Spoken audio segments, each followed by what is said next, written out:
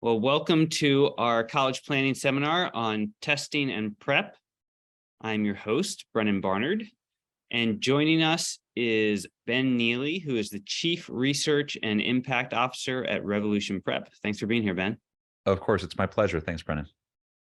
So if you have any questions on testing, please put them in the Q&A and we'll get to them as we move along here. And we're also going to be using the chat. So what we'd like is for participants to go in there and let us know where you're zooming in from and whether you're a student or a parent or a counselor. And also while you're doing that in the chat, and put it to everyone so everyone can see, but also in the chat, why don't you share what is on your mind the most, like what concerns you the most about testing?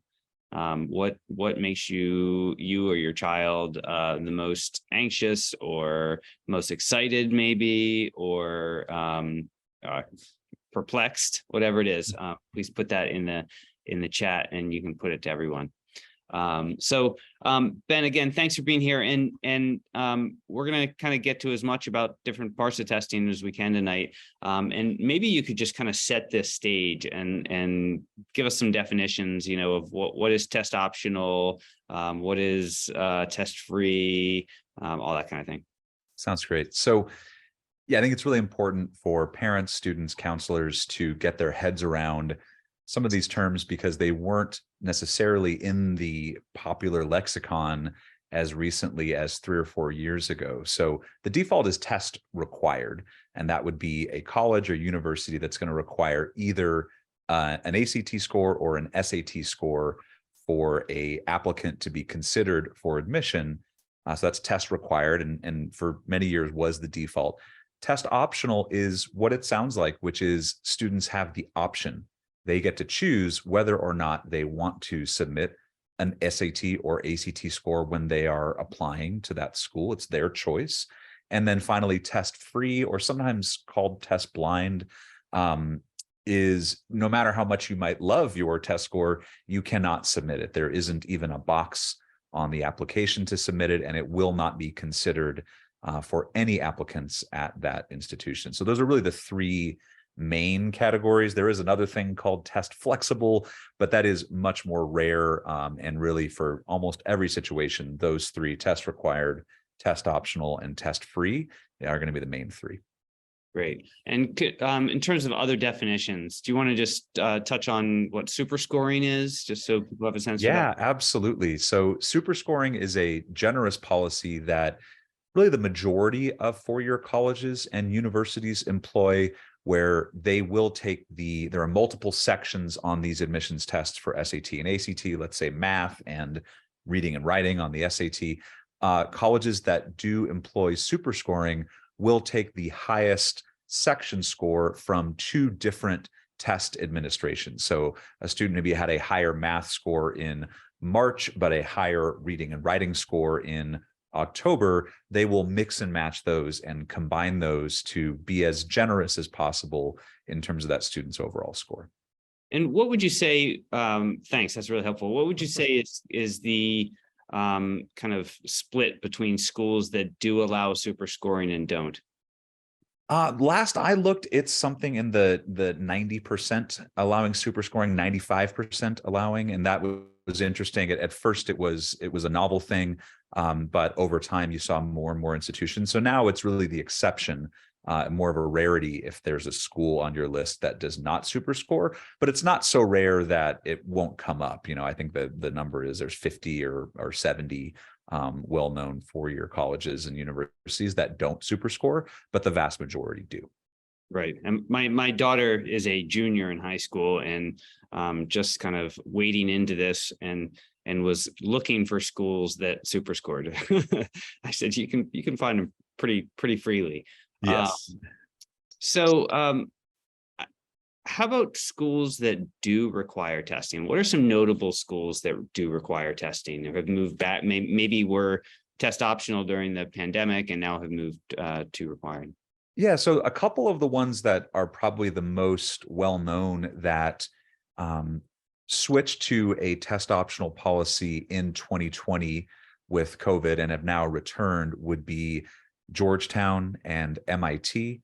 Those are probably two of the more well-known ones. A couple others where they went test optional, and then due to sort of legislative rules from their states would be, Georgia Tech, University of Georgia, as an example. And then you have schools like the Florida state schools, Florida State, University of Florida, that never went test optional and are still requiring. Other example would be the military service academies all require testing, and I think have throughout. Again, in some of those cases, you have institutions where it isn't even their choice. It is due to the mandate of how they are supported or funded by a state or government that they must continue to require test scores. So those are probably some of the more notable ones that require. But it is worth noting that, over 80% of four-year colleges and universities are test optional. So that is really the norm, if anything. Right. Purdue, right. A couple other schools. Yeah, that's another good example. Yep. And then in terms of schools that are test free, right? The whole state of California. Yeah, my home state is really the sort of the land of test free. So you have the University of California system, the Cal State system, Caltech. Those are probably some of all of those combined, I believe, make up over 2/3 of the test free campuses in the entire country. So it is a heavily concentrated, though not exclusively, California phenomenon.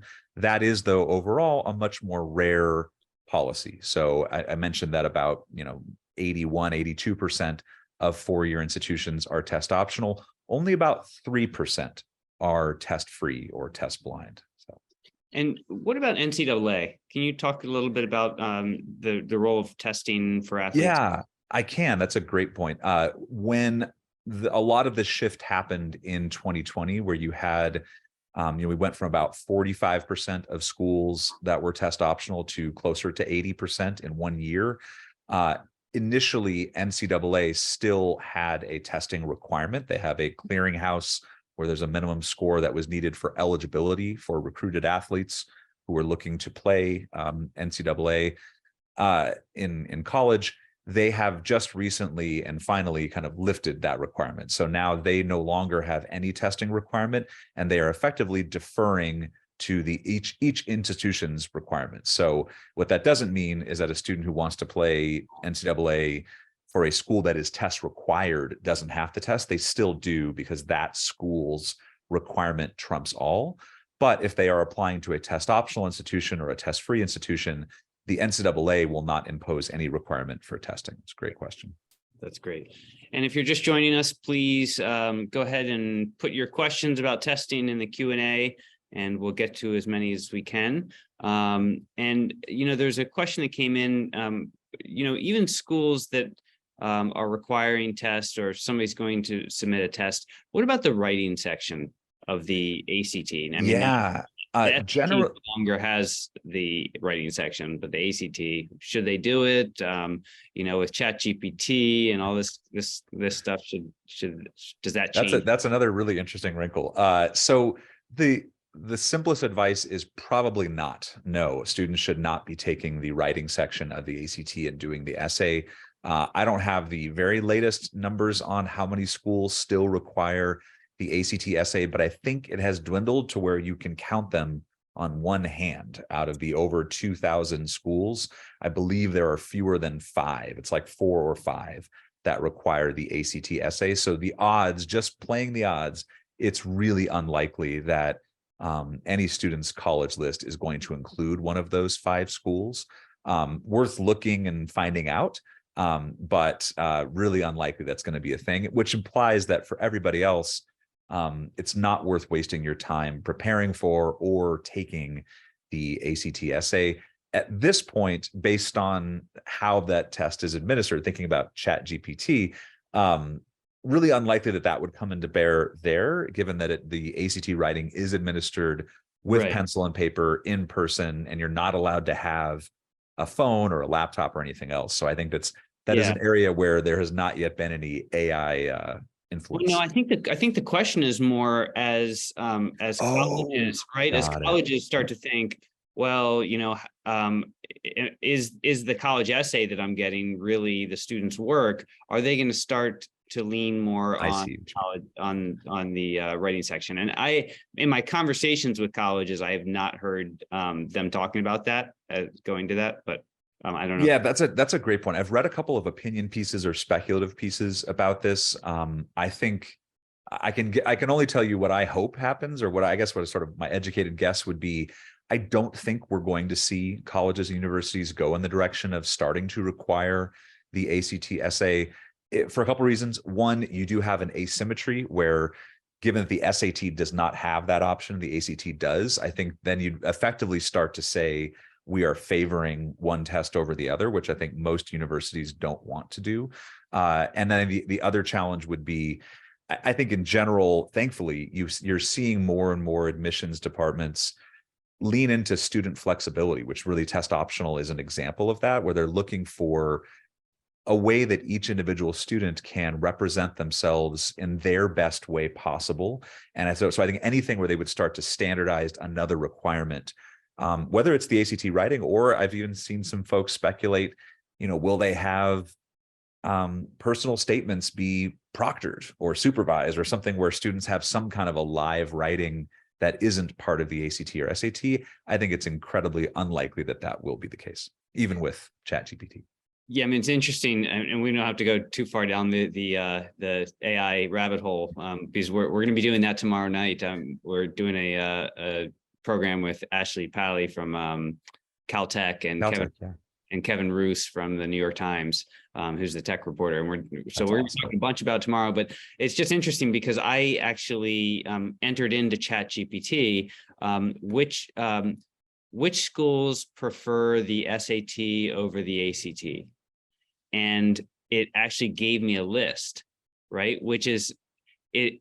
And it was schools that do not, I know for a fact, do not preference it. So it was just an example of be careful about misinformation. And I would say that in general about testing, right? I mean, there's a lot of misinformation out there, and I think there's a lot of kind of hand wringing around what does test optional really mean test optional? And so I'm hoping you can kind of address that issue, because there is a lot of misinformation around that. Absolutely. Yeah. We've actually done a number of webinars at Revolution Prep where we have polled parents and students to sort of gauge their understanding. And this is not scientific, but I'll tell you, in general, it seems that about 2/3 do have a really good understanding of it. The misunderstandings are actually on both sides of the misinterpretation spectrum. And what I mean by that is, I think you have some folks who mistakenly think that test optional is a sham, or it's a fraud. Oh, they say it's optional, but really all the kids that get in are submitting test scores, which is not true.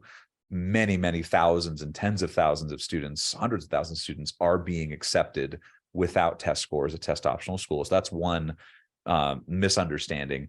And on the flip side, you have the one that my 15-year-old son favors, which is test optional means tests don't matter at all for anything, and I get to sidestep the whole process and opt out of everything, which is also a misunderstanding at that point. So I think that the best way, Brennan, that I would sort of characterize what test optional means, or what that change is it's generally speaking a very good change for really all students.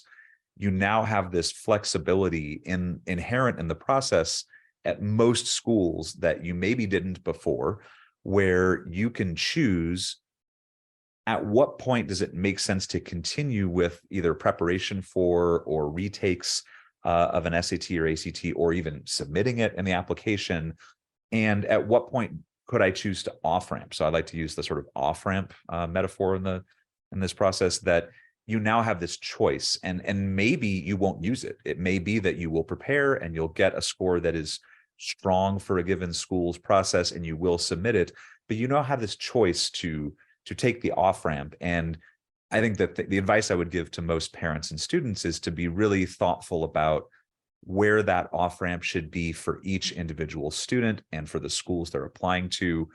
You can imagine a student who is, let's say special, but is different in some way that really aligns with a given school's institutional priorities. A given college might be looking for, to recruit an athlete or a musician for their honors music program, or there's certain criteria they really, really want. If that student is the one who's thinking about this off-ramp, that might be a good reason to off-ramp a lot earlier in the process and not end up spending a lot of time and energy and heartache around standardized testing for another student who maybe doesn't have those same alignments, and the school is perhaps a more selective one. Then investing time and energy in improving a test score could be more meaningful for that student. So the off-ramp, you'd want to push that a little bit later in the process. Well, I guess the question then becomes, right, are there some schools that do have higher admit rates for students who are submitting tests? So yes, maybe a student is taking that off-ramp, but does that off-ramp at some point, does that off-ramp mean they shouldn't apply to that school, right? If their scores, if they're not, scores aren't getting better and they're not, even though a school is test optional and they're not in that band, should they just kind of take that school off their list? Yeah. So, I'll give some nuanced answers to this question. I'll start with the most accurate answer, which is it depends. And I know you know what I'm getting at. You have the mug ready. Awesome. So it depends is unfortunately, I think for a lot of maybe parents and students, and I get it, I am one, we wish there was a more formulaic or easy to follow answer. But it really does depend on how that alignment is and where you're applying. I'm actually going to pull up some data to the other aspect of your question. We have seen, I guess the first thing I would say is this: for the schools that are the vast majority of four-year colleges and universities that are not as selective in terms of admit rate, which is really 97% of them or 96% of them, the test optional shift has not really been that big of a deal. A lot of those schools were already test optional. The data that's been released by them doesn't indicate a big difference in how they're doing admissions. The schools on this slide that I'm sharing now are, generally speaking, more selective, and they did require tests before COVID and then switched to a test optional policy. Either they still are, or in certain cases, like a Georgia Tech or a Georgetown or a Georgia, they have switched back to requiring, but they did release this information. And when I share this and I explain this to parents or students, I always have to be very careful. As always, statistics and numbers can be misinterpreted and misunderstood. So what this doesn't mean, if you look at, let's say, Notre Dame, for example, I've got they've admitted 18% of the applicants who submitted test scores and only 9% of those who didn't submit test scores. And I think the classic misinterpretation of that would be, that means that my son or I, the applicant, if I chose to submit or not, it would double my chances. And that's not what this data implies. So for all we know, those students who chose to submit test scores also had some correlated attributes, the rigor of the classwork that they took, their performance in those classes, whatever else it might be. We don't know that for a fact. But what is clear is amongst the more selective institutions, there are some of them that seem to favor more so the applicants who can submit a strong test score in the admissions process. You can see they have a ratio of 2 or 2.2 or 2.3 higher admit rate. Now, it's worth noting that, other side, the blue column, is still many thousands of students that are being admitted to selective institutions without submitting a test score. And so it is very valid as a pathway. But I think this is where there's sort of an unfortunate flip side of test optional. While it does give this flexibility, there's now a new dimension for parents and students and counselors, which is this is not all created equal. Every one of these schools has the same verbiage, which says submitting a test score is optional, your choice. But if you look at the data we do have, it's clear that each admissions department is going to, as is their right, parse this differently. And at certain schools, like when Georgia Tech was test optional, Rick Clark, I thought had a great way of talking about it, which is we are test optional. However, we have found it can be a meaningful marker for certain of our programs in the STEM disciplines that a student can show us a strong math section score on the test. And so it wasn't surprising, given that language, that when they were test optional, you saw a higher ratio for a Georgia Tech as an example. Which is why MIT went back to the test. Correct. Right? They do see predictive value. Right. Thanks. That's really helpful. And like you said, it's nuanced, right? I mean, you can't, you got to look beyond the numbers. You can't just take them for face value. Absolutely. And there's a question here from a counselor in Texas about, should I counsel my students to take the ACT or SAT, even if all the schools in their list are test optional, just because of scholarship eligibility and placement and things like that? Yeah. So generally speaking, the advice I would give is to certainly take the test. I think that, and usually if you unpack that, what that means in many cases might be taking a practice test as a starting point to get an understanding of where they're at. Perhaps you have a practice ACT and you're able to compare that to the PSAT, which is administered at school. And from there, I usually think it's a pretty rare case where the right advice is to off-ramp at that point before you do anything. Don't even go take any official tests. I can think of a few interesting cases. You were only applying to the UC schools that are test free, or a few others. But in general, if there's at least one test optional school, I would still do it for a couple reasons. One would be you get a sense of an initial baseline, which you might find is either strong enough to advantage an application and be worth submitting, in which case you're glad you took it, or it's within striking range of, hey, if I did spend 15, 20 hours, 25 hours of preparation, I might be able to get to a score that would really help me out. So that's one reason to do it. The other that I'm glad that Milaka is referencing in her question is there are, even at test optional institutions, it is a phenomenon, it is a real thing that students can apply and in the admissions phase not submit a test score. And then after they're admitted, some schools, not all, but some of those schools will reach out to the admits to say, hey, we admitted you, we're not going to take that back, but now that we've admitted you, could you share with us your best official ACT or SAT score? Because we want to use that potentially for merit aid or for other considerations in the post-admission process. And so I think for those varied reasons, it usually makes sense for students to at least post an official SAT or ACT score. Even if they then off-ramp shortly thereafter, they take the test officially, they realize it doesn't represent themselves, their strengths in an admissions process, and other, given other aspects, they might choose to off-ramp there, but I would rarely advise off-ramping before at least one official test. Yeah, so I mean, that kind of leads into my next question, which is kind of what is an ideal test plan, right? Like a test prep plan. You got your mug? You want to hold that up for me? Yeah, it depends. It depends, right?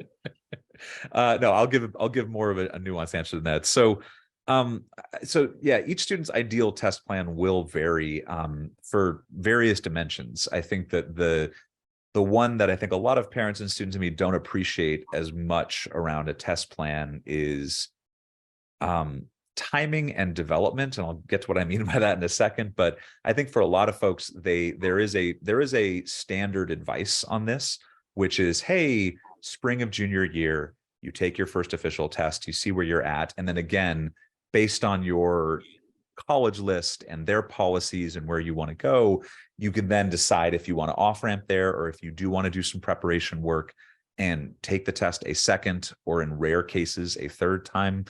Please do not take it more than 3 times. Just to give you, there is data from the folks who make the tests that testing more than 3 times very, very rarely leads to any further improvements. That is one thing I would say is stock advice.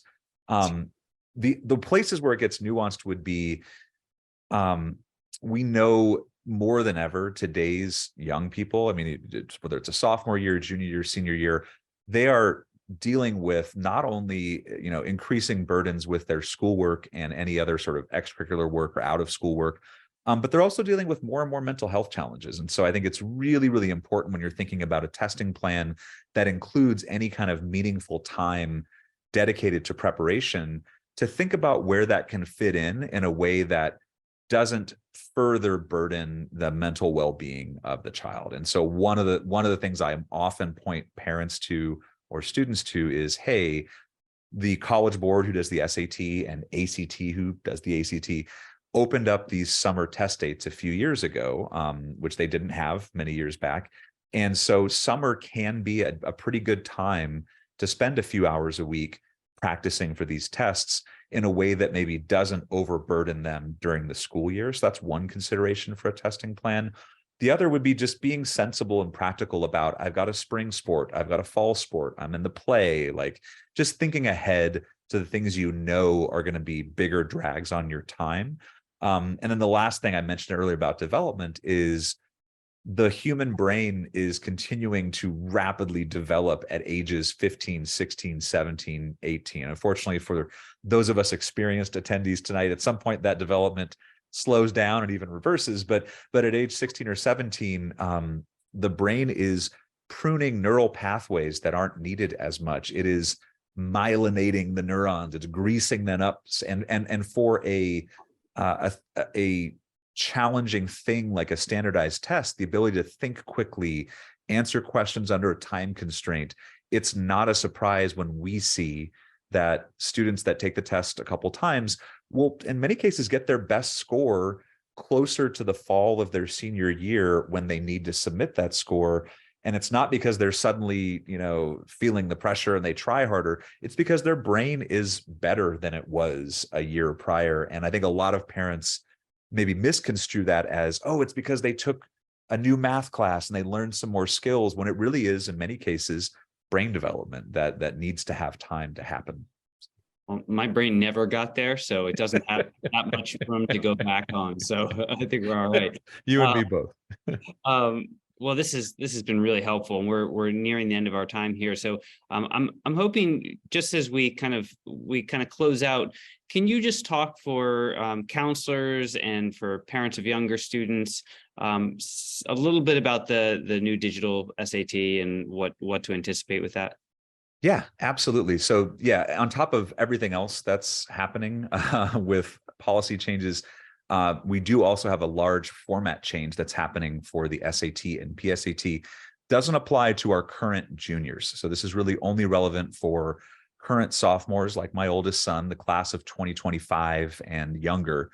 They're going to see a format change where starting this fall with the PSAT, it'll switch to a digital format.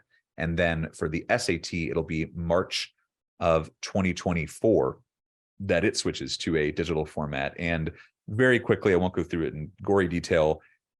Some of the biggest changes, it's no longer pencil and paper, which I know sounds obvious when I say digital format, but I think for today's 16-year-old, that's really significant. A lot of their learning work is done on their laptop, on their tablet, in a way that maybe those of us that were in high school in the 90s or 80s didn't experience that, certainly. The big one for students is that it's shorter. The test is about 30% shorter, 45 minutes shorter.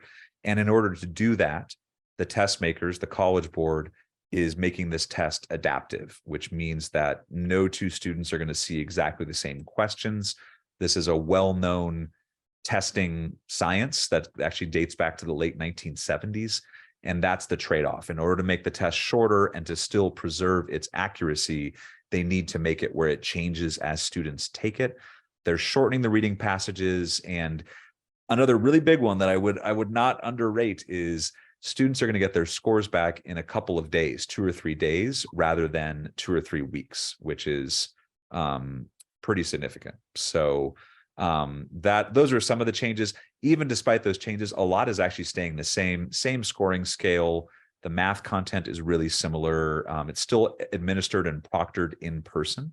So that's the the 90-second blitz on the format change. I will tell you, just to give you my opinion on it, I've been doing this for 25 years now. I've been through 3 format changes now on the SAT. I think this is the best one yet. And I'll tell you, I'm not a particular, booster or fan or cheerleader for the folks who make the SAT, but I do think they've made a lot of good decisions that are actually student centric in how they're making these changes on this test. Chief among them, that it's going to be a lot shorter. The lesser of evils, right? Exactly right. Well, hey, Ben, thanks so much. This has been super helpful. And we're doing these every other Wednesday. So the next one will be on March 8th, and it will be on financial aid with Mark Salisbury, who's the co-founder and CEO of Tuition Fit. So I hope folks will join us then. And like I said earlier, please join us tomorrow night. We're going to be talking about AI and admission. So thanks again, and have a great night. Thanks all.